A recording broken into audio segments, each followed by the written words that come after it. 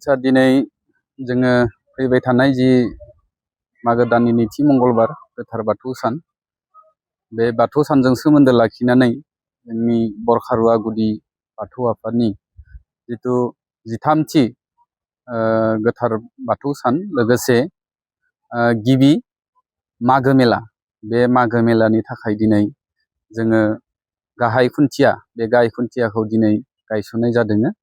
दा बेवहाय गाहाय खुन्थिया गायसनगिरि हिसाबै जोंहा मोनसे समनि बरमा दखरा एबसुनि बारग' आफादगिरि लोगोसे बारग' फोरोंगिरि आरो समाज सिबियारि मानव गेदेर नरेन्द्र बर' सार बिथांखौ जोङो आलासि महरै जोङो लिंनानै लाबोदोंमोन।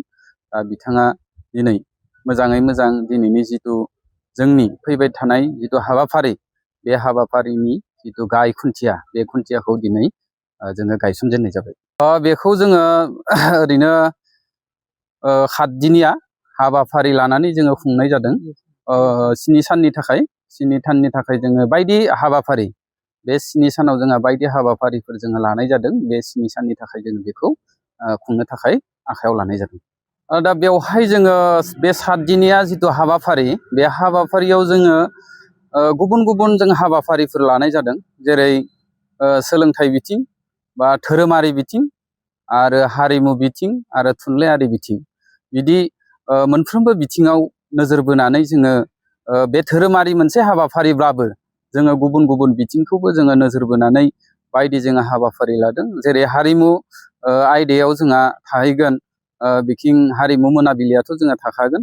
बेजों लोगोसे जोंहा बाथौ आर'ज हानजा बादायलायनाय लोगोसेनो बिथिं जोंहा गोदान मेथाइ मोसानाय बादायलायनाय लोगोसेनो हाबा जानाय सुबुंनि बैसागो जावजा बादायलायनाय बिदि हाबाफारिखौबो जों लानाय जादों। लोगोसे धोरोमारि बिथिङाव जोङो धोरोमारि मोनसे सावरायमेल जोंहा साननै प्रग्राम जागोन। सावरायमेला 27 थारिखआव मोनसे सावरायमेल जागोन लोगोसेनो 29 थारिखआव मोनसे सावरायमेल जागोन। बेनि थाखाय जोङो माखासे जोंनि गोनां जानाय जोंनि आलासिफोर बिथांमोनखौ जोङो अलरेडि जोङो हांख्रायनाय जाखाबाय। दा लोगोसेनो सोलोंथाइ बिथिङावबो जोंहा बायदिसिना जोङो हाबाफारि बिदि लानाय जादों। जेरैबायदि जोंहा मेट्रिक आरो हायार सेकेन्डारि लोगोसेनो गुबुन गुबुन बिथिङाव जायफोर फरायसाफोरा उथ्रिसार जानो हादों बिथांमोनखौ जोङो बरायनाय हाबाफारि लादों।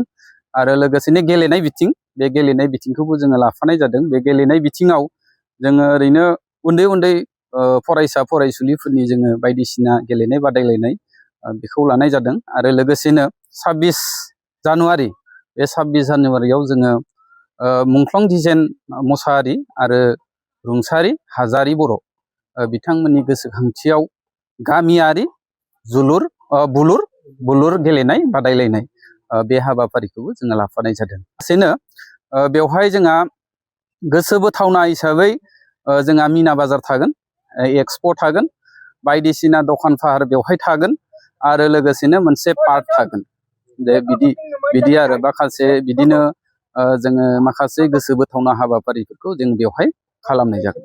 जोंहा बे हाबाफारियावनो जोङो गोबां माने आलासिफोर जोङो हांख्रायनाय जादों। बे लेखायै जोंहा 27 जानुवारि जेरै गोथार बाथौ सान बे खालिबो जोंहा मोनसे धोरोमारि मोनसे सावरायमेल थागोन। बे सावरायमेलाव जोङो आलासि हिसाबै जोङो हांख्रायदों।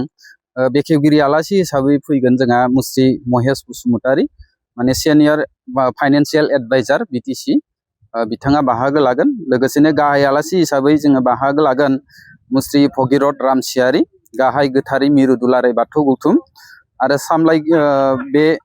बे हाबाफारि खालि बिथांमोना 27 थारिखनि हाबाफारि खालि बिथांमोना बाहागो लागोन। बे खालि मोनसे जोंहा सावरायमेल जागोन। आरो लोगोसेनो 29 थारिखआवबो जोङो मोनसे सावरायमेल बेवहाय लानाय जादों।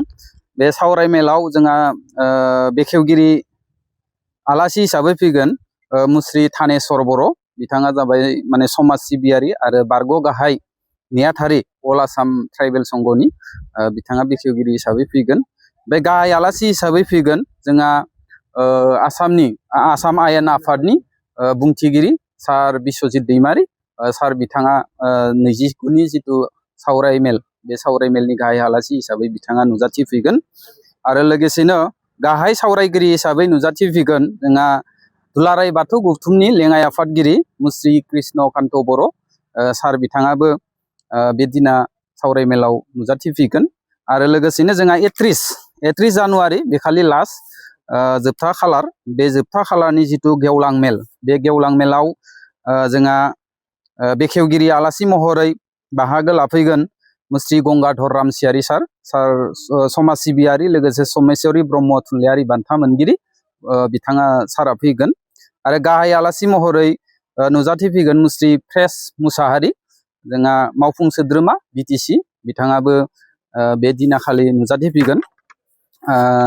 आरो थांखि जानाय बुंथिगिरि हिसाबै जोंहा फैगोन मुस्रि खगेन रामसियारि बोसोनगिरि दुलाराय बाथौ गौथुम आरो लोगोसेनो सासे थांखि जानाय बुंथिगिरि मुस्रि रातिराम बर' बिथाङा लेङाइ आफादगिरि दुलाराय बाथौ गौथुम दा मेनलि गाहाय माने आलासि हिसाबै जोंहा बेखिनि बिथांमोना जोंनि बे हाबाफारियाव नुजाथिफैगोन बेनिखायनो आं जोबथारनायाव गासैखौबो खावलायबावबाय बे मोनफ्रोम हाबाफारियाव रायजो राजाफोरा जेन माने लैहोर लैहोर बाहागो लाफैनानै जोंखौ हेफाजाब आरो मदद होगोन आं बेखौ गोसो गोरबोनिफ्राय माने रायजो राजाफोरखौ खावलायहरनाय जाबाय लोगोसेनो आं मोनसे खोथाखौ आङो फोरमायबावनो लादों दा जोंनि जिथु खाथिनिया जिथु हाबाफारि बे हाबाफारियाव बेखौबो आं फोसावनो सानदों जे सोरबाफोर जुदि बे हाबाफारियाव सोरबाफोर बायदिसिना जुदि दखानफोर बा गलाफोर जुदि होफैनो जुदि गोसो दङब्ला बिथांमोना जोंजों कन्टेक्ट खालामनो हागोन दा कन्टेक्ट नाम्बारखौ आङो बुंनो सानदों 7002160586 लोगोसेनो मोनसे 65238669 बे मोननै नाम्बाराव जायफोरा गोसो गुदुं जिथु गला होनो गोसो दङब्ला माने जिकुनु गला आरो बिथांमोना होनो गोसो दङब्ला बे मोननै नाम्बाराव बिथांमोना कन्टेक्ट खालामनो हागोन।